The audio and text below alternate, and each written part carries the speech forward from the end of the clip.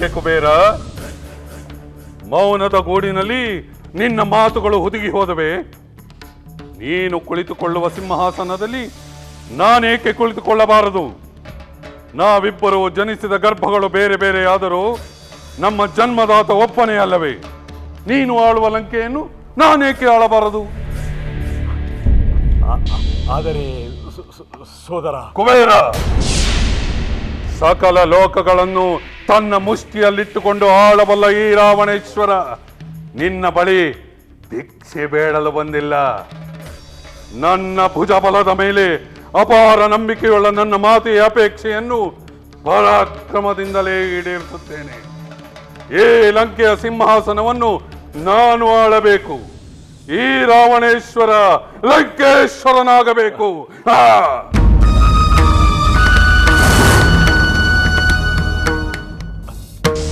ಸೋದರನೆಂಬ ಔದಾರ್ಯದಿಂದ ನಾನು ನಿನ್ನೊಡನೆ ನಿಂತು ಮಾತನಾಡುತ್ತಿದ್ದೇನೆ.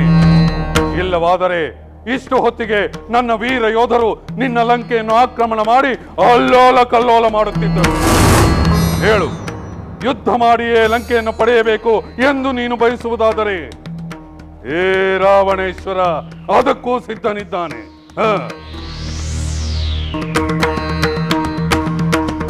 ಕುಬೇರ, ಏನು ಸಹೋದರ? ನಾನು ಮಾತನಾಡುತ್ತಿದ್ದರೂ ನೀನು ಸುಮ್ಮನೆ ನಿಂತಿರುವೆಯಲ್ಲ, ಎಷ್ಟು ಧೈರ್ಯ ನಿನಗೆ? ಹೇಳು, ನನ್ನೊಡನೆ ಯುದ್ಧ ಮಾಡಿ ಸೋತು ಪಲಾಯನಗೈಯುವೆಯೋ ಅಥವಾ ನೀನಾಗಿಯೇ ಲಂಕಾಧಿಪತ್ಯವನ್ನು ನನಗೆ ವಹಿಸಿ ಇಲ್ಲಿಂದ ತೆರಳುವೆಯೋ? ನಿರ್ಧಾರ ನಿನ್ನದು. ಬೇಡ ದಶಕಂಠ, ಯುದ್ಧ ಬೇಡ. ಸಹೋದರರಾದ ನಮ್ಮ ನಡುವೆ ಯುದ್ಧ ನಡೆಯುವುದು ನನಗಿಷ್ಟವಿಲ್ಲ. ಅಂದರೆ ಈ ಕ್ಷಣವೇ ಲಂಕೆಯನ್ನು ತೊರೆದು ಹೋಗುತ್ತೀಯಾ? ಸಹೋದರ, ನನಗೆ ಒಂದೇ ಒಂದು ದಿನದ ಅವಕಾಶ ಕೊಡಿ. ನಮ್ಮವರೊಡನೆ ಆಲೋಚಿಸಿ ನಂತರ ನನ್ನ ನಿರ್ಧಾರವನ್ನು ನಿನಗೆ ತಿಳಿಸುತ್ತೀನಿ. ಆಗಲಿ. ಸೋದರನೆಂಬ ಕಾರಣಕ್ಕೆ ಒಂದೇ ಒಂದು ದಿನ ಅವಕಾಶ ನೀಡುತ್ತೇನೆ. ನಿನ್ನ ನಿರ್ಧಾರ ಏನೇ ಆದರೂ ನಾಳೆ ಈ ಸಿಂಹಾಸನದಲ್ಲಿ ಕುಳಿತ ರಾವಣೇಶ್ವರನಿಗೆ ಪಟ್ಟಾಭಿಷೇಕ ಖಂಡಿತ. ಅದನ್ನು ತಪ್ಪಿಸಲು ತ್ರಿಮೂರ್ತಿಗಳಿಂದಲೂ ಸಾಧ್ಯವಿಲ್ಲ.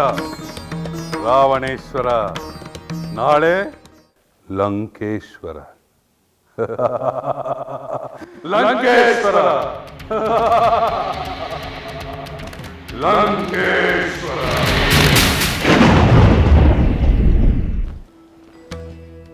ಯೋಚಿಸಬೇಕಾದಂಥ ವಿಷಯವೇ ಸ್ವಾಮಿ. ಆದಾಯ ಹೆಚ್ಚಾಗಿ ವೆಚ್ಚವು ಕಡಿಮೆ ಇದ್ದಾಗ ಮಾತ್ರ ಪ್ರಜೆಗಳು ಸುಖವಾಗಿರಲು ಸಾಧ್ಯ, ರಾಜರು ಸುಖವಾಗಿರಲು ಸಾಧ್ಯ, ಸಮಾಜವು ಸುಭದ್ರವಾಗಿರಲು ಸಾಧ್ಯ. ಆ ತತ್ವವನ್ನು ಆಲೋಚನೆ ಮಾಡಿಯೇ ನಮ್ಮ ರಾಜ್ಯದಲ್ಲಿ ಆದಾಯವನ್ನು ವೆಚ್ಚಕ್ಕಿಂತ ಹೆಚ್ಚಿರುವಂತೆ ಪರಿಪಾಲಿಸಲಾಗಿದೆ. ಶುದ್ಧ ಮನಸ್ಸಿನ ಪ್ರಾಮಾಣಿಕ ವ್ಯಕ್ತಿಗಳ ಕೈಯಲ್ಲಿ ಬೊಕ್ಕಸದ ರಕ್ಷಣೆಗಾಗಿ, ಆಪತ್ಕಾಲದಲ್ಲಿ ಪ್ರಜೆಗಳ ಕ್ಷೇಮಕ್ಕಾಗಿ ಮುನ್ನೆಚ್ಚರಿಕೆಯ ಅರ್ಥವ್ಯವಸ್ಥೆಯನ್ನು ಮಾಡಿಸಲಾಗಿದೆ. ಹಾಗಾದರೆ ಇದೆಲ್ಲವೂ ಇಲ್ಲದೆ ಆ ರಾಜ್ಯದ ಪ್ರಜೆಗಳು ಸಂಕಷ್ಟ ಪಡುತ್ತಿದ್ದಾರಲ್ಲವೇ? ಅವರ ನೀರಿನ ಕಷ್ಟವನ್ನು ಪರಿಹರಿಸಲು ನದಿಯನ್ನು ಅವಲಂಬಿಸಿದ ನೀರಾವರಿ ಒಲಿತಲ್ಲವೇ? ನಿಜ ದೇವಿ, ಮಳೆಯ ನೀರನ್ನಷ್ಟೇ ಅವಲಂಬಿಸುವುದು ದೇವ ಮಾತೃಕವಾದರೆ ನದಿಯ ನೀರನ್ನು ಅವಲಂಬಿಸುವುದು ನದಿ ಮಾತೃಕವಾಗುತ್ತದೆ. ನಮ್ಮ ರಾಜ್ಯದಲ್ಲಿ ಸಮೃದ್ಧ ಕೃಷಿಯು ನಡೆಯಬೇಕು.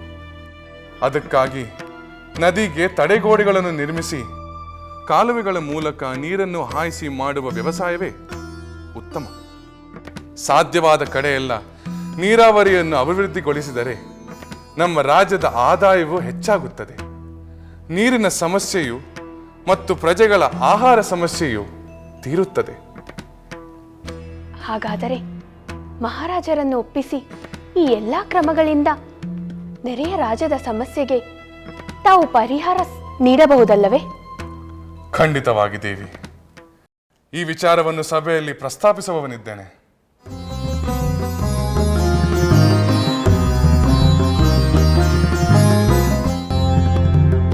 ಸಾಮಾನ್ಯ ಜನರು ನೀರಿನಂಥ ಅವಶ್ಯಕವಾದ ವಿಚಾರಕ್ಕೆ ಕಷ್ಟಪಟ್ಟರೆ ನಮ್ಮ ರಾಜ್ಯ ಅವರ ರಾಜ್ಯವೆಂಬ ಕ್ಷುಲ್ಲಕ ವಿಚಾರಕ್ಕಿಂತ ಅವರ ಕಷ್ಟಕ್ಕೆ ನೆರವಾಗುವುದು ಪ್ರಜಾಪಾಲಕರ ಕರ್ತವ್ಯವಾಗುತ್ತದೆ. ಬೊಕ್ಕಸದ ಹಣದಲ್ಲಿ ಒಂದು ಭಾಗ ದೇವಾಲಯಾದಿಯಾದ ಧರ್ಮ ಕಾರ್ಯ, ಮತ್ತೊಂದು ಭಾಗ ಪಿತೃಕಾರ್ಯ, ಬ್ರಹ್ಮ ರಕ್ಷಣೆ, ಸೈನ್ಯದ ಖರ್ಚು ಮತ್ತೆ ನಮ್ಮ ಮಿತ್ರರ ರಕ್ಷಣೆಗೆಂದು ನಾವು ವ್ಯಯಿಸಬೇಕಾಗುತ್ತದೆ. ನೆರೆಯ ರಾಜ್ಯದ ಪ್ರಜೆಗಳನ್ನು ನಮ್ಮ ಮಿತ್ರರೆಂದು ಭಾವಿಸಿ ಅವರನ್ನು ರಕ್ಷಿಸುವುದು ನಮ್ಮ ಕರ್ತವ್ಯ. ಇದು ನನ್ನ ಭಾವನೆ ಅಷ್ಟೇ. ರಾಮಚಂದ್ರನ ಅಭಿಪ್ರಾಯ ಸೂಕ್ತವಾಗಿದೆ. ರಾಜ್ಯದ ನದಿ ನೀರಿನ ಸಮರ್ಪಕ ಬಳಕೆಯಿಂದ ಸಮಸ್ಯೆ ಬಗೆಹರಿಯಲಿ. ಜಲಾಶಯ ಕಾಲುವೆಗಳ ನಿರ್ಮಾಣದಿಂದ ನೀರಾವರಿ ನಡೆದು ರಾಜ್ಯವು ಸುಭಿಕ್ಷವಾಗಲಿ. ಅದಕ್ಕೆ ಬೇಕಾದ ಖರ್ಚು ವೆಚ್ಚಗಳನ್ನು ಆಪತ್ಕಾಲದ ನಿಧಿಯಿಂದ ಕೊಡೋಣ. ಮಾತ್ಕರೆ, ರಾಮಚಂದ್ರನು ಸೂಚಿಸಿದಂತೆ ಎಲ್ಲ ಕಾರ್ಯಗಳು ಪ್ರಾರಂಭವಾಗಲಿ. ಅಪ್ಪಣೆ ಮಹಾಪ್ರಭು. ಪ್ರಜಾಸೇವೆಯ ಕಾರ್ಯವನ್ನು ಅವರ ರಾಜ್ಯದಲ್ಲಿ ಈ ಕೂಡಲೇ ಪ್ರಾರಂಭಿಸುತ್ತೇನೆ. ಆಹಾ ಮಹಾರಾಜರೇ, ತಾವು ತಮ್ಮ ಪುತ್ರರು ಧರ್ಮಜ್ಞರು, ಉದಾತ್ತ ಜೀವಿಗಳು. ನಮ್ಮ ದೊರೆ ತಮ್ಮ ರಾಜ್ಯದ ಮೇಲೆ ಆಕ್ರಮಣ ಮಾಡಲು ಯೋಚಿಸಿದ್ದರೂ ಸಹ ನಮ್ಮ ರಾಜ್ಯದ ಸಂಕಷ್ಟ ಪರಿಹಾರಕ್ಕೆ ಮುಂದಾಗಿರುವುದು ಅಮೋಘ ಲೋಕೋತ್ತರ ಆದರ್ಶ. ತಮ್ಮ ಈ ಆದರ್ಶಕ್ಕೆ ಸಮಸ್ತ ಜನರು ವಂದಿಸುತ್ತಾರೆ. ಶುಭವಾಗಲಿ.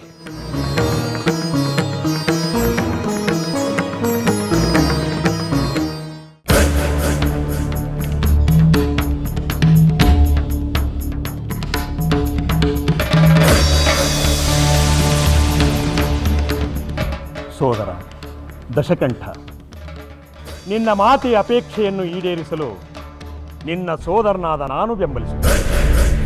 ಈ ಸಿಂಹಾಸನವನ್ನು ನಿನಗೆ ಬಿಟ್ಟುಕೊಡುತ್ತಿದ್ದೇನೆ. ಈ ಸ್ವರ್ಣ ಲಂಕೆಯನ್ನು ನಿನಗೆ ಒಪ್ಪಿಸಿ ನಾನು ಇಲ್ಲಿಂದ ತೆರಳುತ್ತೇನೆ. ಇನ್ನು ಈ ಲಂಕೆ ನಿನ್ನದು, ಈ ಸಿಂಹಾಸನವೂ ನಿನ್ನದು. ಈ ಸ್ವರ್ಣ ಲಂಕೆಯನ್ನು ಅನಂತ ಕಾಲದವರೆಗೂ ಆಳುತ್ತಾ ಆನಂದವಾಗಿರು ಸಹೋದರ. ಭಲೆ ಕುಬೇರ, ಭಲೆ. ನೀನು ಬಹಳ ಬುದ್ಧಿವಂತ. ನಿನ್ನನ್ನು ಸೋಲಿಸಿ ನಾನು ಗೆಲ್ಲುವ ಕೀರ್ತಿಯನ್ನು ತಪ್ಪಿಸಿದೆ. ನಿನಗೆ ಸೋಲಿನ ಅಪಕೀರ್ತಿ ಬಾರದಂತೆ ಎಚ್ಚರ ವಹಿಸಿದೆ. ಭಲೆ ಭಲೆ. ಸೋದರ, ನಾನು ನಿನ್ನನ್ನು ಒಂದು ಪ್ರಶ್ನೆ ಕೇಳಲೆ? ಕೇಳು ಸೋದರ, ಕೇಳು. ಕುಬೇರ, ನೀನು ನನ್ನ ಹಿರಿಯ ಸಹೋದರ. ನನ್ನ ತಂದೆಯ ಹಿರಿಯ ಪತ್ನಿಯಲ್ಲಿ ನನಗಿಂತ ಮೊದಲು ಜನಿಸಿದ, ನನಗಿಂತ ಮೊದಲು ತಪಸ್ಸು ಮಾಡಿ ಬ್ರಹ್ಮನ ವರ ಪಡೆದು ದಿಕ್ಪಾಲಕನೆನಿಸಿಕೊಂಡವ. ಪುಷ್ಪಕ ವಿಮಾನದಲ್ಲಿ ಸಂಚರಿಸುತ್ತಾ ಇಂದ್ರಾದಿ ದೇವತೆಗಳ ವಿಶ್ವಾಸ ಗಳಿಸಿದವ. ಇಷ್ಟೆಲ್ಲ ಇದ್ದರೂ ಯುದ್ಧವೇ ಮಾಡದೆ ಈ ಲಂಕೆಯನ್ನು ನನಗೆ ಬಿಟ್ಟು ಕೊಡುತ್ತಿರುವೆಯಲ್ಲ, ಈ ರಾವಣೇಶ್ವರನ ಮೇಲಿರುವ ಸೋದರ ಪ್ರೀತಿಯೇ ಅಥವಾ ನನ್ನ ಪರಾಕ್ರಮದ ಮೇಲಿರುವ ಭೀತಿಯೇ?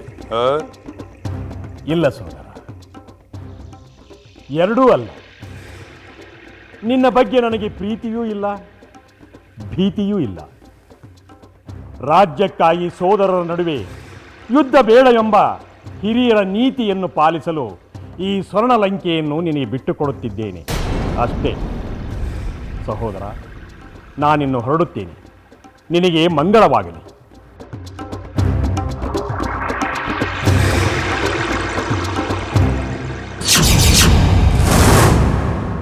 ಎಲ್ಲವೋ ಕುಬೇರ, ನಿನಗೆಷ್ಟು ದುರಹಂಕಾರ! ನನ್ನ ಮೇಲೆ ಪ್ರೀತಿಯೂ ಇಲ್ಲವಂತೆ, ಭೀತಿಯೂ ಇಲ್ಲವಂತೆ. ನಿನ್ನ ಪ್ರೀತಿ ನನಗೇಕೆ ಬೇಕು? ಆದರೆ ನನ್ನ ಬಗ್ಗೆ ಭೀತಿ ಇಲ್ಲ ಎಂದೇ ಅಲ್ಲ, ಅದನ್ನು ಮಾತ್ರ ಸಹಿಸುವುದಿಲ್ಲ. ಹಿರಿಯರು ಹೇಳಿದ ನೀತಿಯಂತೆ ನನ್ನ ಪರಾಕ್ರಮದ ಬಗ್ಗೆ ಭೀತಿ ಇಲ್ಲದಿದ್ದರೆ ಈ ಲಂಕೆಯನ್ನು ನೀನು ನನಗೆ ಒಪ್ಪಿಸುತ್ತಿದ್ದೆಯಾ? ಹೇಳಿ ಹೇಳಿ. ನೀತಿಯ ನೆಪದಲ್ಲಿ ಭೀತಿಯನ್ನು ಅಡಗಿಸಿರುವ ಪಾಲವ ಹೇಳಿ. ತೋರಿಸುತ್ತೇನೆ ತೋರಿಸುತ್ತೇನೆ. ಭೀತಿ ಎಂದರೆ ಏನು ಎಂಬುದನ್ನು ನಿನಗೆ ತೋರಿಸುತ್ತೇನೆ.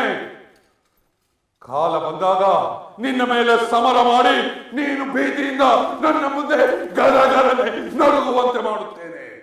ಹೇ ಕುಬೇರ, ನೀನೊಬ್ಬನೇ ಅಲ್ಲ, ಇಡೀ ಭೂಮಂಡಲವೇ ಈ ರಾವಣೇಶ್ವರನ ಅಟ್ಟಹಾಸಕ್ಕೆ ತತ್ತರಿಸಿ ಹೋಗುವಂತೆ ಮಾಡುತ್ತೇನೆ.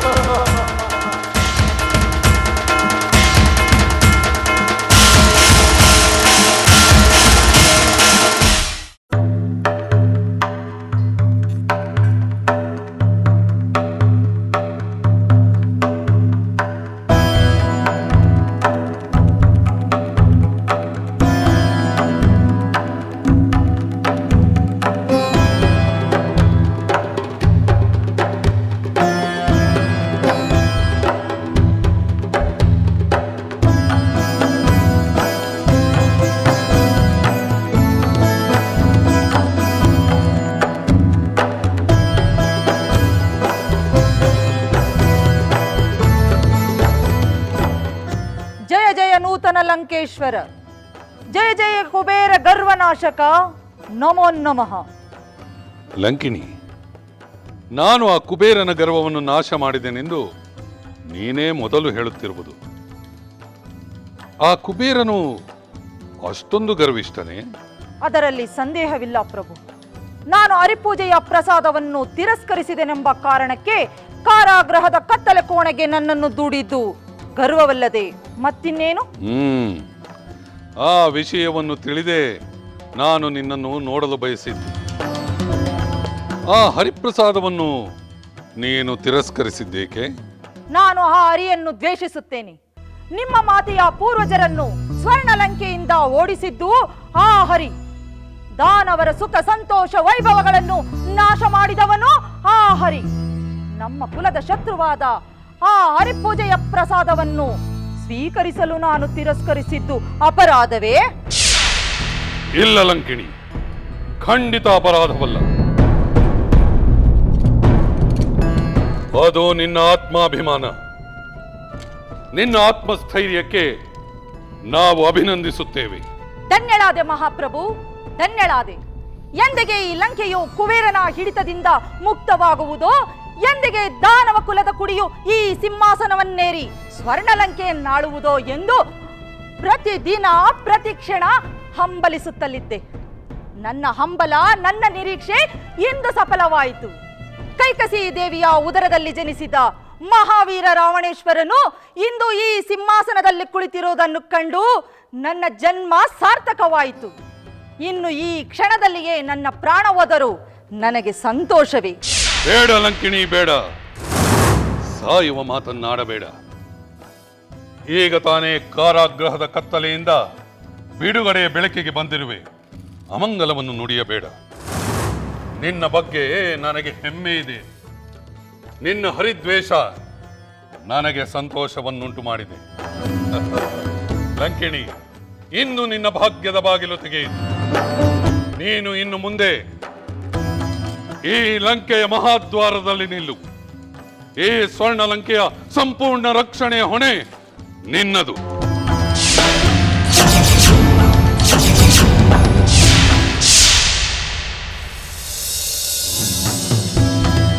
ಕೃತಾರ್ಥಳಾದೆ ಪ್ರಭು. ಲಂಕಿಣಿ, ನಿನ್ನ ಮಹಾಶಕ್ತಿ ಏನೆಂದು ನನಗೆ ಚೆನ್ನಾಗಿ ಗೊತ್ತು. ಕಾಮರೂಪಧಾರಣ ಮಾಯಾಶಕ್ತಿಗಳನ್ನು ಅದರ ಜೊತೆಗೆ ನಾನು ಅನುಗ್ರಹಿಸುತ್ತೇನೆ. ಕೃತಾರ್ಥಳಾದೆ ಪ್ರಭು. ಜಯ ಜಯ ಲಂಕೇಶ್ವರ, ಜಯ ಜಯ ರಾವಣೇಶ್ವರ.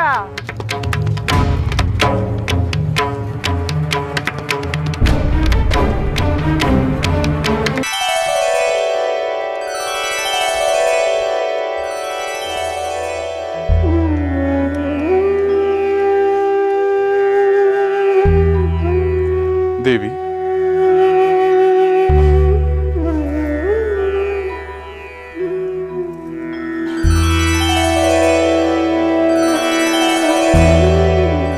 ದೇವಿ, ಇದೇನಿದು? ನಿನ್ನಲ್ಲಿ ಈ ದಿನ ವಿಶೇಷವಾದ ಸಂಭ್ರಮವನ್ನು, ಸಡಗರವನ್ನು ಕಾಣುತ್ತಿದ್ದೇನೆ. ಹೌದು ಸ್ವಾಮಿ, ವಿಶೇಷವಿದೆ. ಇಂದಿನ ವಿಶೇಷ ಸಂಭ್ರಮಕ್ಕೆ ನೀವೇ ಕಾರಣ. ಏನು? ನಾನು ಕಾರಣನೇ? ಅದು ಹೇಗೆ? ಪ್ರಭು, ಅಂತಃಪುರದಲ್ಲಿ ಸೇವಕರು ಸಖಿಯರು ಇಂದು ವಿಶೇಷವಾಗಿ ಸ್ತುತಿಸುತ್ತಿದ್ದರು. ನಾನು ಕುತೂಹಲಗೊಂಡು ಅವರಲ್ಲಿ ಕಾರಣವೇನು ಎಂದು ಕೇಳಿದೆ. ಅದಕ್ಕೆ ಅವರು ಸಾಮಾನ್ಯ ಜನರು ಕಷ್ಟಪಡಬಾರದೆಂದು ನೀವು ಆಲೋಚಿಸಿದ ಬಗ್ಗೆ ಹೊಗಳಿದರು. ಪ್ರಜೆಗಳಿಗೆ ನೀರಿನ ತೊಂದರೆ ಉಂಟು ಮಾಡದಂತೆ ನದಿಗೆ ತಡೆಗೋಡೆಗಳು ನಿರ್ಮಿಸುವ ನಿಮ್ಮ ಉದ್ದೇಶಕ್ಕೆ ಬೊಕ್ಕಸದಿಂದ ಹಣ ಖರ್ಚು ಮಾಡುವ ಕುರಿತು ನೀವು ನೀಡಿದ ಸಲಹೆಗಳಿಗೆ ಅವರೆಲ್ಲ ಮೆಚ್ಚಿ ಮಾತನಾಡಿದರು. ಪ್ರಜೆಗಳ ಕ್ಷೇಮದ ಬಗ್ಗೆ ನೀವು ತಾಳುತ್ತಿರುವ ಅಪೂರ್ವ ಆಸಕ್ತಿಗೆ, ಆ ಪ್ರಜೆಗಳು ಇಂದು ನಿಮಗೆ ತೋರುತ್ತಿರುವ ಪ್ರೀತಿಗೆ ನನಗೂ ನಿಮ್ಮನ್ನು ವಿಶೇಷವಾಗಿ ಸಂತೈಸಬೇಕು ಎಂಬ ಆಸೆ ಉಂಟಾಯಿತು. ಅದಕ್ಕೆ ವಿಶೇಷವಾದ ಹೂಮಾಲೆಯನ್ನು ಸ್ವತಃ ನಾನೇ ಸಿದ್ಧ ಮಾಡಿ ನೀವು ಬರುವುದನ್ನು ಕಾಯುತ್ತಿದ್ದೆ. ಆ ನನ್ನ ಆತುರ ನಿಮಗೆ ವಿಶೇಷ ಸಂಭ್ರಮವಾಗಿ ಕಂಡಿರಬಹುದು. ದೇವಿ, ನನ್ನ ಚಿಕ್ಕದೊಂದು ಪ್ರಜಾಕ್ಷೇಮದ ಕಾರ್ಯಕ್ಕೆ ಪ್ರಜೆಗಳು ಮತ್ತು ನೀನು ಇಷ್ಟು ಸಂಭ್ರಮವನ್ನು ತೋರುತ್ತಿರುವಿರಿ. ನಮ್ಮ ಪೂರ್ವಜರಾದ ಭಗೀರಥ ಮಹಾರಾಜರು ಪ್ರಜೆಗಳ ಕ್ಷೇಮಕ್ಕಾಗಿ ತನ್ನ ಜೀವಮಾನವನ್ನೇ ಮುಡಿಪಾಗಿಟ್ಟು ರಾಜ್ಯ ಭೋಗಗಳನ್ನು ತ್ಯಜಿಸಿದರು. ಸತತವಾಗಿ ಕಠಿಣ ತಪಸ್ಸನ್ನು ಮಾಡಿ ದೇವಗಂಗೆಯನ್ನು ಭೂಮಿಗೆ ಹರಿಸಿ ಲಕ್ಷಾಂತರ ಕೋಟ್ಯಾಂತರ ಪ್ರಜೆಗಳಿಗೆ ಆ ಪವಿತ್ರ ಜಲ ಯಥೇಚ್ಛವಾಗಿ ದೊರಕುವಂತೆ ಮಾಡಿದರು. ಅಂದು ಪ್ರಜೆಗಳು ಭಗೀರಥ ಮಹಾರಾಜರಿಗೆ ಎಷ್ಟು ಕೃತಜ್ಞತೆಯನ್ನು ಸಲ್ಲಿಸಿರಬಹುದು? ಅದನ್ನು ಯೋಚಿಸಿದರೆ ನನ್ನ ಮನಸ್ಸು ತುಂಬಿ ಬರುತ್ತದೆ. ನಿಮ್ಮ ಮಾತು ನಿಜ ಸ್ವಾಮಿ.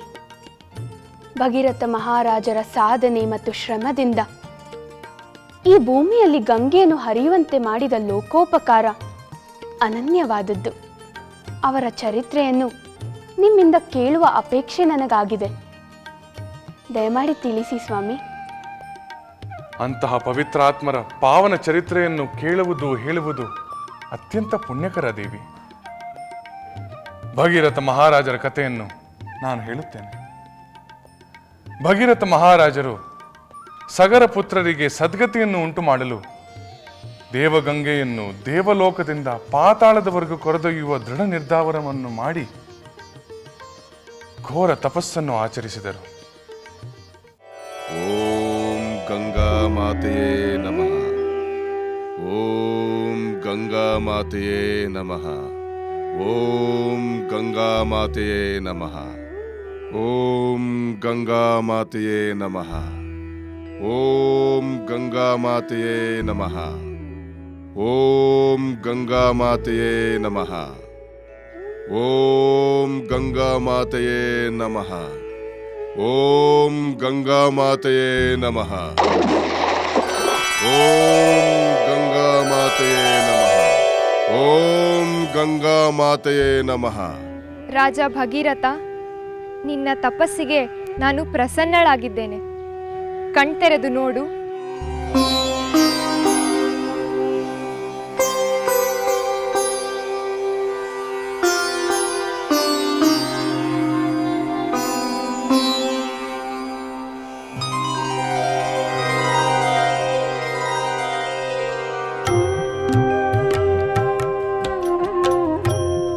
ಗಂಗಾದೇವಿ, ಗಂಗಾ ಮಾತೆ, ನಮೋ ನಮಃ. ನಮೋ ನಮಃ.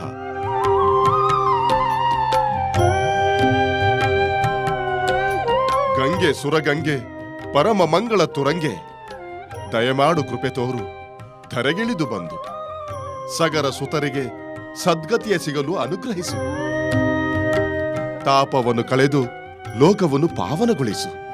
ರಾಜ ಭಗೀರಥ, ನಿನ್ನ ಸ್ತೋತ್ರವನ್ನು ಕೇಳಿ ನನಗೆ ಆನಂದವಾಗಿದೆ.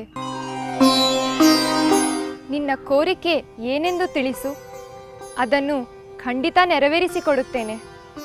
ಮಹಾತಾಯಿ, ನಮ್ಮ ವಂಶದ ಹಿರಿಯರಾದ ಸಗರ ಚಕ್ರವರ್ತಿಯ 60,000 ಪುತ್ರರ ಚಿತಾಭಸ್ಮವು ನಿನ್ನಲ್ಲಿ ಲೀನವಾಗದೆ ಪಾತಾಳದಲ್ಲಿ ಸದ್ಗತಿ ಸಿಗದೆ ಕಷ್ಟಪಡುತ್ತಿದ್ದಾರೆ.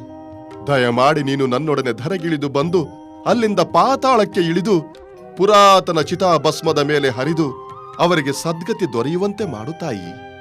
ರಾಜ ಭಗೀರಥ, ನಿನ್ನ ಕೋರಿಕೆಯಂತೆ ನಾನು ಭೂಲೋಕಕ್ಕೆ ಬರುತ್ತೇನೆ. ನೀನು ಹೇಳಿದಂತೆ ನಿನ್ನೊಡನೆ ಪಾತಾಳಕ್ಕೂ ಆಗಮಿಸುತ್ತೇನೆ.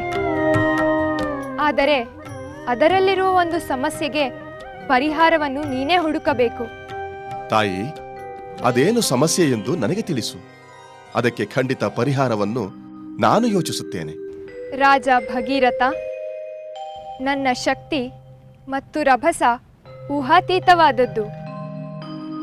ನಾನು ಆ ದೇವಲೋಕದಿಂದ ಈ ಭೂಲೋಕಕ್ಕೆ ಧುಮುಕಿದರೆ ನನ್ನ ರಭಸದಿಂದ ಭೂಮಿಯಲ್ಲಿ ಅಲ್ಲೋಲ ಕಲ್ಲೋಲ ಏರ್ಪಡುತ್ತದೆ. ಈ ಭೂಮಿ ಮೇಲಿರುವ ಅರಣ್ಯಗಳು, ಖಗಮೃಗಗಳು, ಅನೇಕ ಜೀವರಾಶಿಗಳು ನನ್ನ ರಭಸಕ್ಕೆ ಕ್ಷಣಾರ್ಧದಲ್ಲಿ ಕೊಚ್ಚಿ ಹೋಗಿ ನಾಶವಾಗುತ್ತದೆ. ನಿನ್ನ ಹಿರಿಯರಾದ 60,000 ಜನರ ಸದ್ಗತಿಯ ನಿನ್ನ ಪ್ರಯತ್ನಕ್ಕೆ ಲಕ್ಷಾಂತರ ಜೀವರಾಶಿಗಳು ನನ್ನ ರಭಸಕ್ಕೆ ಬಲಿಯಾಗುವ ಅಪಾಯಗಳಿವೆ. ಆದ್ದರಿಂದ ನಾನು ಆಕಾಶದಿಂದ ಧುಮುಕುವಾಗ ನನ್ನ ರಭಸವನ್ನು ತಡೆದು ನಿಲ್ಲಿಸಿ ನೀನು ಬಯಸುವ ಕಡೆ ಬರುವಂತೆ ಮಾಡುವ ಏನಾದರೂ ಉಪಾಯವನ್ನು ನೀನು ಮಾಡುವೆಯಾದರೆ ನಾನು ದೇವಲೋಕದಿಂದ ಇಲ್ಲಿಗೆ ಬರಲು ನನ್ನ ಅಭ್ಯಂತರವೇನೂ ಇಲ್ಲ. ನನ್ನ ಶಕ್ತಿಯನ್ನು ತಡೆದುಕೊಳ್ಳುವ ವ್ಯವಸ್ಥೆಯನ್ನು ನೀನು ಈ ಭೂಲೋಕದಲ್ಲಿ ಮಾಡು. ನಂತರ ನೀನು ಯಾವಾಗ ಕರೆದರೂ ನಾನು ಈ ಭೂಮಿಗಿಳಿದು ಬರುವೆ.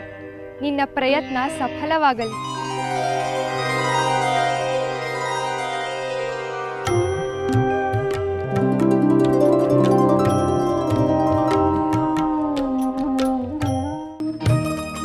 ಸೀತೆ, ನಮ್ಮ ಹಿರಿಯರಾದ ಭಗೀರಥ ಪ್ರಭುವಿನ ತಪಸ್ಸನ್ನು ಮೆಚ್ಚಿ ಗಂಗೆಯನ್ನು ಒಲಿದದ್ದಾಯಿತು.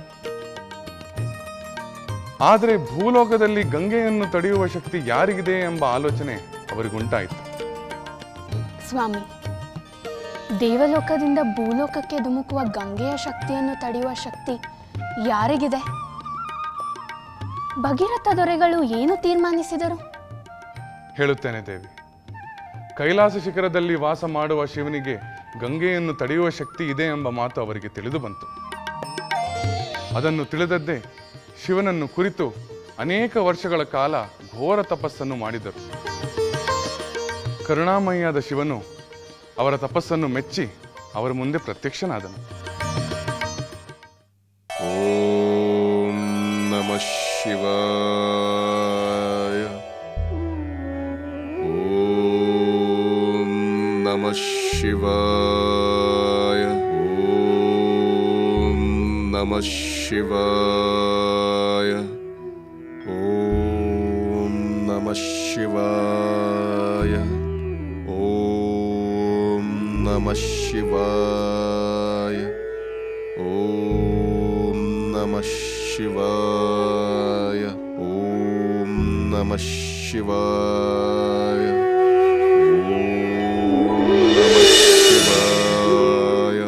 ರಾಜ ಭಗೀರಥ,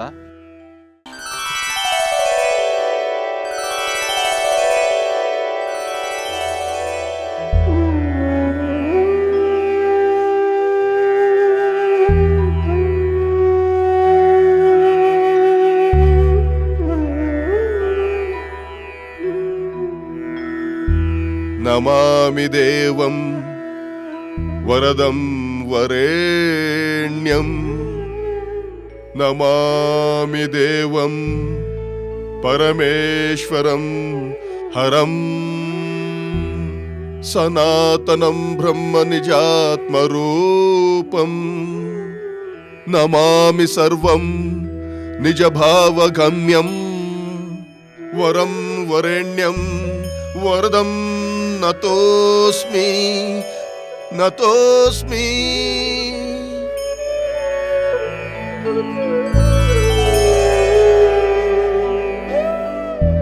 ರಾಜ ಭಗೀರಥ, ನಿನ್ನ ಅಖಂಡವಾದ ತಪಸ್ಸನ್ನು, ಪ್ರಿಯವಾದ ಸ್ತೋತ್ರವನ್ನು ಕೇಳಿ ನಾನು ಪ್ರಸನ್ನನಾಗಿದ್ದೇನೆ. ನಿನ್ನ ಕೋರಿಕೆ ಏನೆಂದು ಹೇಳು. ಮಹಾನುಭಾವ, ನಿನಗೆ ತಿಳಿಯದ್ದೇನಿದೆ? ಆದರೂ ನನ್ನ ಕೋರಿಕೆಯನ್ನು ನಿನ್ನೆದುರು ಧೈರ್ಯ ಮಾಡಿ ಹೇಳುತ್ತಿದ್ದೇನೆ. ನಮ್ಮ ಹಿರಿಯರಾದ ಸಗರ ಪುತ್ರರ ಸದ್ಗತಿಗಾಗಿ ಗಂಗಾ ಮಾತೆಯನ್ನು ಇಲ್ಲಿಗೆ ಬರಲು ಪ್ರಾರ್ಥಿಸಿದ್ದೆ. ಅದಕ್ಕೆ ಗಂಗಾ ಮಾತೆಯೂ ಇಲ್ಲಿಗೆ ಬರಲು ಅನುಗ್ರಹ ತೋರಿದ್ದಾರೆ. ಗಂಗಾ ಮಾತೆಯ ಪ್ರವಾಹ ಶಕ್ತಿಯನ್ನು ದೇವಲೋಕದಿಂದ ಭೂಲೋಕಕ್ಕೆ ಧುಮುಕಿದಾಗ ತಡೆಯದಿದ್ದರೆ ಇಡೀ ಭೂಮಂಡಲದಲ್ಲಿ ಅಪಾರ ಹಾನಿಯುಂಟಾಗುತ್ತದೆ. ಸಗರ ಪುತ್ರರ ಸದ್ಗತಿಗಾಗಿ ಬೇಕಾದಷ್ಟು ಪ್ರವಾಹವನ್ನು ಮಾತ್ರ ಕೊಂಡೊಯ್ಯಬೇಕಾಗಿದೆ. ಅದಕ್ಕಾಗಿ ಮಹಾದೇವನು ಮಹಾಶಕ್ತಿಶಾಲಿಯೂ ಆದ ನೀನು ಗಂಗಾ ಮಾತೆಯನ್ನು ತಡೆದು ಸಗರ ಪುತ್ರರ ಸದ್ಗತಿಗೆ ಬೇಕಾದಷ್ಟು ಪ್ರವಾಹವನ್ನು ಮಾತ್ರ ನನ್ನನ್ನು ಅನುಸರಿಸಿ ಬರುವಂತೆ ಮಾಡಿ ನನ್ನ ಪ್ರಯತ್ನವನ್ನು ಸಫಲಗೊಳಿಸು ತಂದೆ, ಸಫಲಗೊಳಿಸು. ಭಗೀರಥ, ನಿನ್ನ ಪಿತೃಗಳಿಗೆ ಸದ್ಗತಿ ಕೊಡಿಸಬೇಕೆಂಬ ನೀನು ಮಾಡುತ್ತಿರುವ ಪ್ರಯತ್ನವನ್ನು ನಾನು ಮೆಚ್ಚುತ್ತೇನೆ. ಈ ಸದುದ್ದೇಶಕ್ಕಾಗಿ ನಾನು ಈ ಭೂಮಿಯ ಮೇಲೆ ನಿಂತು ದೇವಲೋಕದಿಂದ ಬೀಳುವ ಆ ಗಂಗೆಯ ರಭಸವನ್ನು ತಡೆಯುತ್ತೇನೆ. ಧನ್ಯನಾದೆ ಮಹಾನುಭಾವ, ಧನ್ಯನಾದೆ, ಧನ್ಯೋಸ್ಮಿ.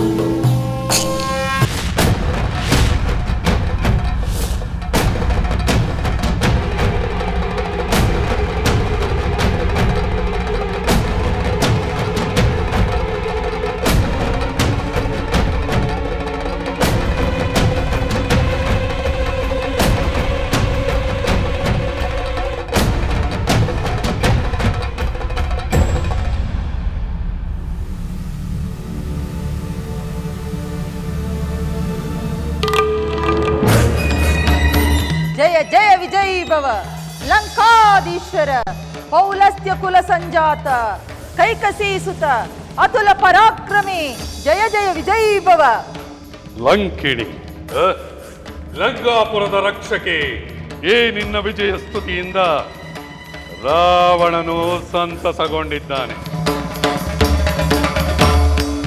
ನಾನು ನನ್ನ ಶತ್ರುಗಳನ್ನು ಪರಾಭವಗೊಳಿಸಿ ವಿಜಯವನ್ನು ಸಾಧಿಸಿ ಲಂಕೆಗೆ ಹಿಂದಿರುಗುತ್ತಿದ್ದೇನೆ. ಆ ನನ್ನ ವಿಜಯಕ್ಕೆ ಉಚಿತವಾದ ಸ್ವಾಗತವನ್ನೇ ಮಾಡಿರುವೆ. ಕೇಳು, ನಿನ್ನ ಅಪೇಕ್ಷೆ ಏನೆಂದು ಹೇಳು, ಅದನ್ನು ಈ ಕೂಡಲೇ ನೆರವೇರಿಸುತ್ತೇನೆ. ಲಂಕಾಧೀಶ ಮಹಾಪ್ರಭು, ನನಗೆ ಸಕಲ ಸುಖ ಸಂತೋಷವನ್ನು ಈ ಲಂಕೆಯ ದ್ವಾರಪಾಲಕಳಾಗಿ ಲಂಕೆಯ ಹೊಣೆಗಾರಿಕೆಯನ್ನು ಹೊರಿಸುವುದರ ಮೂಲಕ ನನಗೆ ನೀಡಿದ್ದೀರಿ. ನಾನು ಜೀವಂತ ಇರುವವರೆಗೂ ಈ ಲಂಕೆಯ ರಕ್ಷಣೆಯಲ್ಲೇ ನಾನು ಇರುವಂತೆ ಅನುಗ್ರಹಿಸಿದರೆ ಸಾಕು. ಬೇರೆ ಯಾವ ಅಪೇಕ್ಷೆಯೂ ನನಗಿಲ್ಲ ಪ್ರಭು. ಲಂಕಿಣಿ, ನಿನ್ನ ಅಪೇಕ್ಷೆಗೆ ಯಾವ ಬಾಧಕವೂ ಇಲ್ಲ. ಈ ಲಂಕೆಯ ಸಂಪೂರ್ಣ ರಕ್ಷಣೆಯ ಹೊಣೆ ನಿನ್ನದು. ನೀನದನ್ನು ಸಂತೋಷವಾಗಿ ನಿರ್ವಹಿಸು. ನನಗೆ ನಿನ್ನಲ್ಲಿ ಸಂಪೂರ್ಣ ವಿಶ್ವಾಸವಿದೆ. ನಾನೀಗ ಅರಮನೆಗೆ ತೆರಳುತ್ತೇನೆ. ಧನ್ಯಳಾದೆ ಮಹಾಪ್ರಭು, ಧನ್ಯಳಾದೆ. ಜೈ ರಾವಣೇಶ್ವರ, ಜೈ ಲಂಕಾಧೀಶ್ವರ.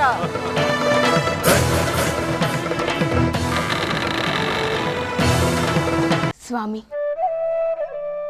ಆ ಪರಮೇಶ್ವರನು ಭಗೀರಥ ರಾಜರಿಗೆ ಅನುಗ್ರಹ ಮಾಡಿದ ಮೇಲೆ ಅವರ ಪ್ರಯತ್ನಕ್ಕೆ ಯಶಸ್ಸು ಸಿಗಲೇಬೇಕಲ್ಲವೇ? ದೇವಿ, ಕೆಲವೊಮ್ಮೆ ನಮ್ಮ ಪರಿಶ್ರಮ ಫಲ ಬಿಟ್ಟು ಆ ಫಲ ಕೈಗೆ ದಕ್ಕಿದ ನಂತರ ಕೈಯಿಂದ ಬಾಯಿಗೆ ಸೇರುವಷ್ಟರಲ್ಲಿ ಒಂದು ಅಜಾಗರೂಕತೆ, ಒಂದು ಅವಿವೇಕ, ಅಹಂಕಾರ ಬಾಯಿಗೆ ಸೇರಬೇಕಾದ ಫಲವನ್ನು ಮಣ್ಣುಪಾಲು ಮಾಡಿಬಿಡುತ್ತದೆ. ಇಂತಹ ತೊಂದರೆಯೂ ಕೂಡ ಭಗೀರಥರಿಗೆ ಗಂಗೆಯನ್ನು ತರುವ ಪ್ರಯತ್ನದಲ್ಲಿ ಆಯಿತು. ಗಂಗೆಯನ್ನು ಪಾತಾಳಕ್ಕೆ ಕರೆದೊಯ್ಯಲಾಗುವುದಿಲ್ಲವೆಂಬ ಸ್ಥಿತಿ ಅವರಿಗುಂಟಾಯಿತು. ಹೌದೇ? ಏಕೆ ಹಾಗಾಯಿತು ಪ್ರಭು? ಒಂದು ಅಹಂಕಾರದ ಮಾತಿನಿಂದ.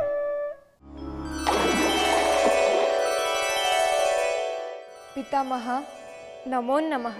ಶುಭಮಸ್ತು.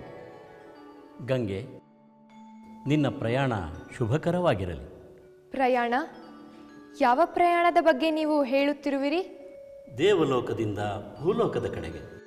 ರಾಜ ಭಗೀರಥನ ತಪಸ್ಸನ್ನು ಮೆಚ್ಚಿ ಆತನನ್ನು ಅನುಸರಿಸಿ ಪಾತಾಳಕ್ಕೆ ಹೋಗುವ ಮಾತು ಕೊಟ್ಟಿರುವೆಯಲ್ಲ? ನಿಜ ಬ್ರಹ್ಮದೇವ. ಆದರೆ ನನ್ನ ಶಕ್ತಿಯನ್ನು ತಡೆಯಲು ಭೂಲೋಕದಲ್ಲಿ ವ್ಯವಸ್ಥೆಯಾದರೆ ಮಾತ್ರ ನಾನು ಭೂಲೋಕಕ್ಕೆ ಬರುತ್ತೇನೆಂದು ಭಗೀರಥನಿಗೆ ಹೇಳಿರುವೆ. ಭೂಲೋಕದಲ್ಲಿ ನನ್ನ ಶಕ್ತಿಯನ್ನು ತಡೆಯುವವರು ಯಾರಾದರೂ ಇರಲು ಸಾಧ್ಯವೇ?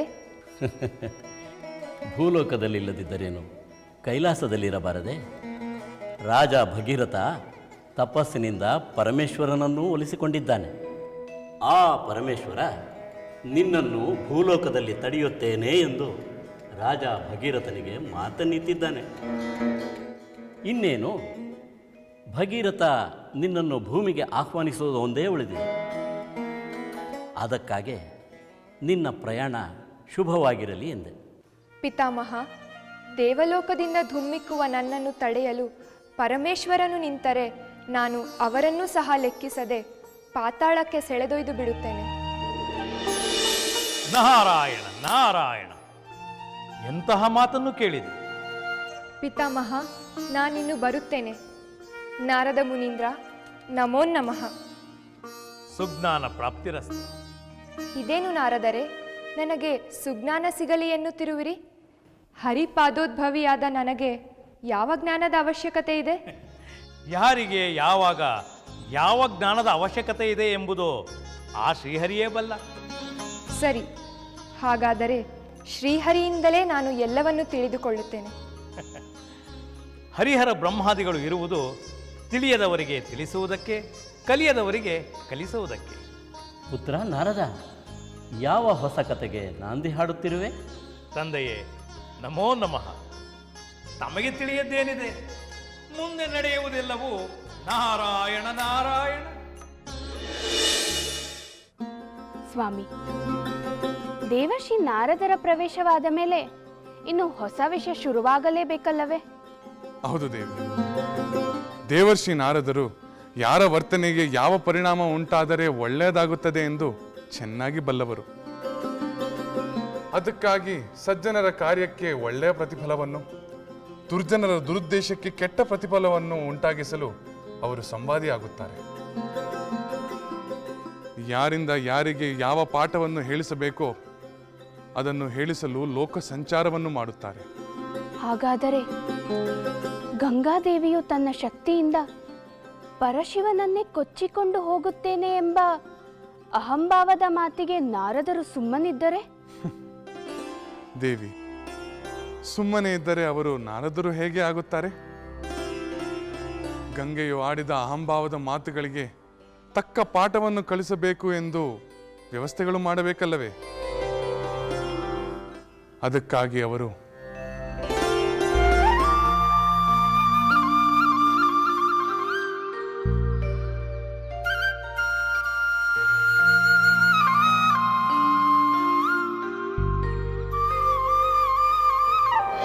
ನಾರಾಯಣ ನಾರಾಯಣ. ಯಸ್ಯ ಜ್ಞಾಯ ಜಗತ್ಸೃಷ್ಟಾಯ ವಿಲಿಂಚಿ ಪಾಲಕೋ ಹರಿಃ ಸಂಹಾರ್ಥ ಕಾಲೋಖ್ಯಾಯ ನಮಸ್ತಸ್ಯೈ ನಮಸ್ತಸ್ಯೈ ಪಿನಾಕಿನೇ ನಮೋ ನಮಃ ನಮೋ ನಮಃ.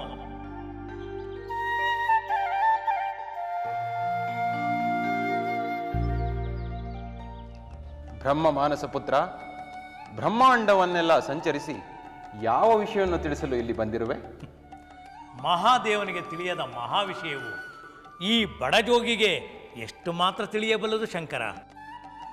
ಏನು, ಅಲ್ಲಿ ಇಲ್ಲಿ ನಾನು ಹೋದಾಗ ನನ್ನ ಕಿವಿಗೆ ಬಿದ್ದ ವಿಷಯವನ್ನು ಸೂಕ್ತ ವ್ಯಕ್ತಿಗೆ ತಲುಪಿಸುವುದರಿಂದ ಲೋಕೋಪಯೋಗವಾಗುವುದು ಎನ್ನುವುದಷ್ಟೇ ನನ್ನ ಆಶಯ. ಅಂತಹ ಯಾವ ಆಶಯವು ನಿಮ್ಮನ್ನು ಈ ಶಿವನ ಸನ್ನಿಧಾನಕ್ಕೆ ಕರೆತಂದಿತು? ಹೇಳುತ್ತೇನೆ ಮಹಾದೇವ, ಹೇಳುತ್ತೇನೆ. ನಿನ್ನ ದರ್ಶನವನ್ನು ಮಾಡಲು ಪವಿತ್ರವಾದ ಈ ಕೈಲಾಸಕ್ಕೆ ನಾನು ಬರುತ್ತಿದ್ದೆ. ಆದರೆ ಇನ್ನು ಮುಂದೆ ನಿನ್ನ ದರ್ಶನ ಮಾಡಲು ಪಾತಾಳದಲ್ಲಿ ಎಲ್ಲಿ ಹುಡುಕಬೇಕೋ ಎಂದು ಯೋಚನೆಯಾಗಿದೆ ಶಂಕರ. ನೆನೆದವರ ಮನದಲ್ಲಿ ಇರಲು ಬಯಸುವ ಮಹಾದೇವನನ್ನು ಪಾತಾಳದಲ್ಲಿ ಹುಡುಕುವ ವಿಚಾರ ತಮಗೇಕೆ ಬಂದಿತು? ಏಕೆಂದರೆ ತಾವು ಭಗೀರಥನಿಗೆ ಮಾತು ಕೊಟ್ಟಂತೆ ದೇವಲೋಕದಿಂದ ಧುಮುಕುವ ಗಂಗೆಯನ್ನು ತಡೆಯಲು ಭೂಲೋಕಕ್ಕೆ ಹೋಗುತ್ತೀರಿ, ಗಂಗೆಯನ್ನು ತಡೆಯುತ್ತೀರಿ. ಆದರೆ ಆ ಗಂಗೆ ತನ್ನ ಶಕ್ತಿಯಿಂದ ತಮ್ಮನ್ನು ಪಾತಾಳಕ್ಕೆ ಸೆಳೆದೊಯ್ದು ಬಿಡುತ್ತಾಳಂತೆ. ಹಾಗೆಂದು ತಮಗೆ ಯಾರು ಹೇಳಿದರು? ಯಾರೋ ಹೇಳಿದ್ದನ್ನು ಕೇಳಿದರೆ ಇಲ್ಲಿಯವರೆಗೂ ನಾನು ಬರುತ್ತಿದ್ದೇನೆ ಶಂಕರ. ನಮ್ಮ ತಂದೆ ಪಿತಾಮಹ ಚತುರ್ಮುಖ ಬ್ರಹ್ಮನೆದುರು ಸ್ವತಃ ಗಂಗೆಯೇ ಹೇಳಿದ ಮಾತಿದು. ನನ್ನನ್ನು ತಡೆಯಲು ಶಿವನೇನಾದರೂ ನಿಂತರೆ ನನ್ನ ಶಕ್ತಿಯಿಂದ ಅವರನ್ನು ಪಾತಾಳಕ್ಕೆ ಸೆಳೆದೊಯ್ದು ಬಿಡುತ್ತೇನೆ ಎಂದು. ನನಗೆ ಭಯವಾಯಿತು. ತಾವು ಪಾತಾಳವನ್ನು ಸೇರುವ ಮುನ್ನ ಪರಮ ಪಾವನವಾದ ಈ ಕೈಲಾಸದಲ್ಲಿ ತಮ್ಮ ದರ್ಶನವನ್ನು ಒಮ್ಮೆ ಪಡೆಯೋಣವೆಂದು ಬಂದೆ. ನನ್ನ ಮಾತಿನಲ್ಲಿ ಅನುಚಿತವೇನಾದರೂ ಇದ್ದರೆ ದಯಮಾಡಿ ಕ್ಷಮಿಸಿ. ಉಚಿತವಾದ ಮಾತುಗಳನ್ನೇ ಆಡಿದ್ದೀರಿ.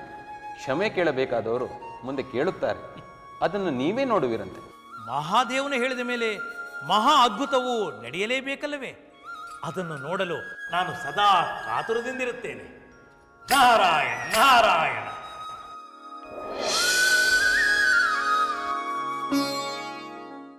ದೇವಿ, ನಾರದರು ಶಿವನಿಗೆ ಗಂಗೆಯು ಆಡಿದ ಅಹಂಭಾವದ ಮಾತುಗಳನ್ನು ಹೇಳಿದ ನಂತರ ಶಿವನ ಮನದಲ್ಲಿ ನಿರ್ಧಾರವೊಂದು ದೃಢವಾಯಿತು.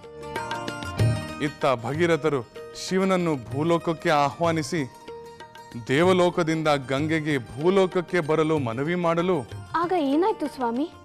ಹೇಳುತ್ತೇನೆ ದೇವಿ. ಶಿವನು ಭಗೀರಥರ ಕೋರಿಕೆಯಂತೆ ಭೂಲೋಕದಲ್ಲಿ ಗಂಗೆಯ ಆಗಮನಕ್ಕಾಗಿ ನಿರೀಕ್ಷಿಸುತ್ತಾ ನಿಂತ. ಗಂಗೆಯು ದೇವಲೋಕದಿಂದ ಭೂಲೋಕಕ್ಕೆ ಧುಮುಕತೊಡಗಿದಳು. ಗಂಗೆಯ ಅಹಂಭಾವವನ್ನು ಅಡಗಿಸಲು ಶಿವನು ತನ್ನ ಜಟೆಯಲ್ಲಿ ಅವಳನ್ನು ಬಂಧಿಸಿ ಕೈಲಾಸಕ್ಕೆ ಹೊರಟು ಬಿಟ್ಟ.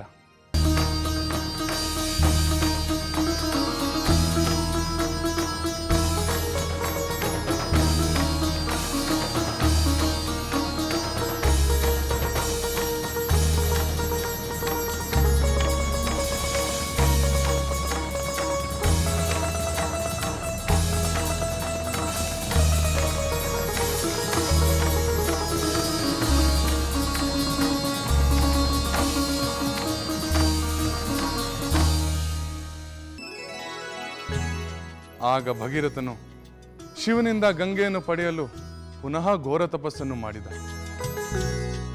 ಶಿವನು ಮತ್ತೊಮ್ಮೆ ಪ್ರತ್ಯಕ್ಷನಾಗಿ ತನ್ನ ಜಟೆಯಲ್ಲಿದ್ದ ಗಂಗೆಯ ಧಾರೆಯೊಂದನ್ನು ಮಾತ್ರ ಆಚೆಗೆ ಬಿಟ್ಟ. ಆ ಭಗೀರಥ ಮಹಾರಾಜರು ಆ ಗಂಗೆಯನ್ನು ಕರೆದುಕೊಂಡು ಹೊರಟ. ಜಾನಕಿ, ಭಗೀರಥರು ಛಲ ಬಿಡದೆ ಶಿವನನ್ನು ಒಲಿಸಿ ಆತನ ಜಟೆಯಲ್ಲಿದ್ದ ಗಂಗೆಯ ಧಾರೆಯೊಂದನ್ನು ಕರೆದೊಯ್ಯುತ್ತಿರುವಾಗ ಆಗ ಮತ್ತೇನಾಯ್ತು ಸ್ವಾಮಿ? ಮತ್ತೆ ಗಂಗೆಯನ್ನು ಕಳೆದುಕೊಳ್ಳುವಂತಹ ಅನಿರೀಕ್ಷತೆ ಆಪತ್ತು ಅವರಿಗೆ ಎದುರಾಯಿತು. ಭಗೀರಥರು ಗಂಗೆಯನ್ನು ಪಾತಾಳಕ್ಕೆ ಕರೆದುಕೊಂಡು ಹೋಗುತ್ತಿರುವ ಮಾರ್ಗದಲ್ಲಿ ಜುಹ್ನು ಮಹರ್ಷಿಗಳ ಆಶ್ರಮವಿತ್ತು.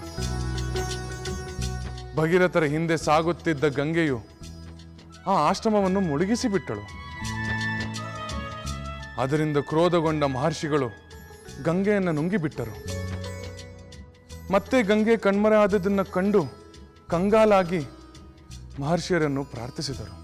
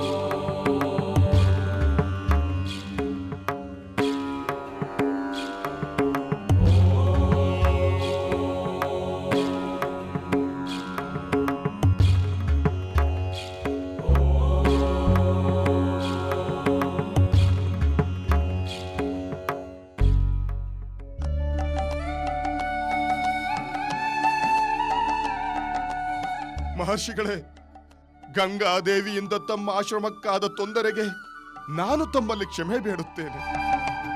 ನಾನು ಹಿಡಿದಿರುವ ಕಾರ್ಯ ಪೂರೈಸಿದ ಮೇಲೆ ತಮಗಾಗಿ ನೂತನ ಆಶ್ರಮವನ್ನು ನಿರ್ಮಿಸುವ ಪುಣ್ಯ ನನ್ನದಾಗಲಿ. ನನ್ನ ಪಿತೃಗಳ ಸದ್ಗತಿಗಾಗಿ ತಾವು ದಯಮಾಡಿ ನಿರ್ಬಂಧಿಸಿರುವ ಗಂಗೆಯನ್ನು ಬಿಡುಗಡೆಗೊಳಿಸಿ. ಪಿತೃಗಳ ಸದ್ಗತಿಗಾಗಿ ಹೂಡಿರುವ ನನ್ನ ಕಾರ್ಯವನ್ನು ಸಫಲಗೊಳಿಸಿ ಮಹರ್ಷಿಗಳೇ, ಸಫಲಗೊಳಿಸಿ. ರಾಜ ಭಗೀರಥ, ಎದ್ದೇಳು.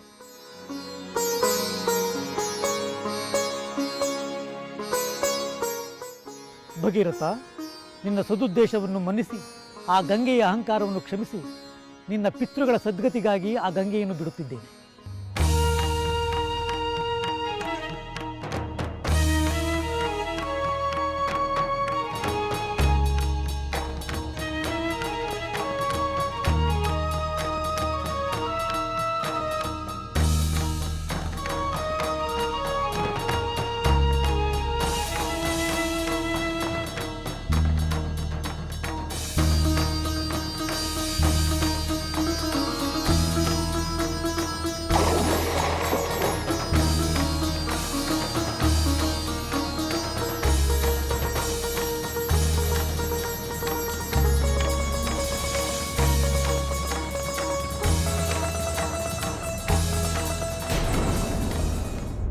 ಸ್ವಾಮಿ, ಅಂತೂ ಭಗೀರಥ ರಾಜರು ತಮ್ಮ ಹಿರಿಯರಿಗೆ ಸದ್ಗತಿ ಸಿಗಲು ಎಷ್ಟೇ ಅಡ್ಡಿ ಆತಂಕ ಎದುರಾದರೂ ಛಲವನ್ನು ಬಿಡದೆ ಕಡೆಗೂ ಗಂಗೆಯನ್ನು ದೇವಲೋಕದಿಂದ ಪಾತಾಳದವರೆಗೂ ಹರಿಯುವಂತೆ ಮಾಡುವುದರಲ್ಲಿ ಯಶಸ್ವಿಯಾಗಿದ್ದು ಲೋಕದ ಅದ್ಭುತಗಳಲ್ಲಿ ಒಂದಲ್ಲವೇ?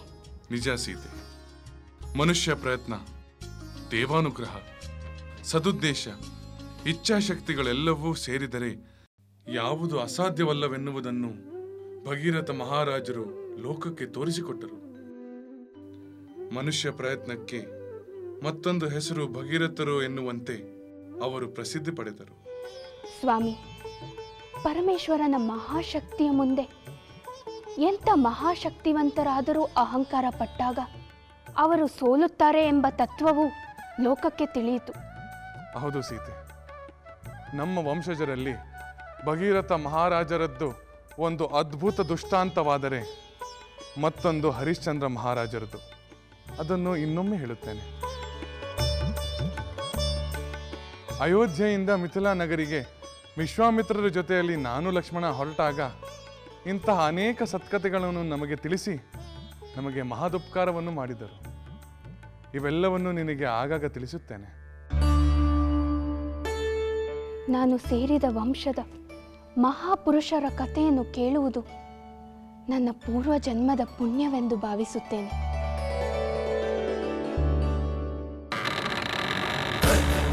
ಜಯ ಜಯ ಲಂಕಾಧೀಶ್ವರ, ಜಯ ಜಯ ರಾವಣೇಶ್ವರ.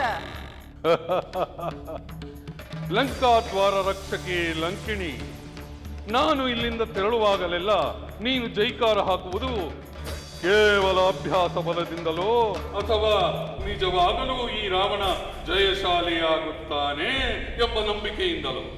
ಮಹಾಪ್ರಭು, ಅಂದು ನಿಮ್ಮ ಕುಲ ಸಹೋದರ ಧನಬಲ ಪರಾಕ್ರಮ ಕುಬೇರನನ್ನೇ ಸೋತು ಶರಣಾಗುವಂತೆ ಮಾಡಿದ್ದಕ್ಕೆ ಅಂದೇ ನಿಮ್ಮನ್ನು ಗೆಲ್ಲುವವರು ತ್ರಿಭುವನದಲ್ಲಿ ಯಾರೂ ಇಲ್ಲವೆಂದು ತೀರ್ಮಾನಿಸಿಬಿಟ್ಟೆ. ಅಂದು ನಿಮ್ಮ ಮೇಲೆ ನನಗೆ ಹುಟ್ಟಿದ್ದ ಆ ವಿಶ್ವಾಸ ಇಂದೂ ಹೋಗಿಲ್ಲ, ಇನ್ನೆಂದೂ ಹೋಗುವುದಿಲ್ಲ. ಭಲೆ ಲಂಕಿಣಿ, ಭಲೆ. ನಿನಗೆ ನನ್ನ ಪರಾಕ್ರಮದ ಮೇಲಿರುವ ನಂಬಿಕೆ ಒಂದೇ ಮಾತೆಯ ಉದರದಲ್ಲಿ ಜನಿಸಿರುವ ಆ ನನ್ನ ಸಹೋದರ ವಿಭೀಷಣನಿಗಿಲ್ಲವಲ್ಲ? ಪ್ರಭು, ನಿಮ್ಮ ಪರಾಕ್ರಮದ ಬಗ್ಗೆ ನಿಮ್ಮ ಸಹೋದರ ವಿಭೀಷಣನಿಗೆ ಅಪನಂಬಿಕೆಯೇ? ನನಗೆ ನಂಬಲು ಸಾಧ್ಯವಿಲ್ಲ.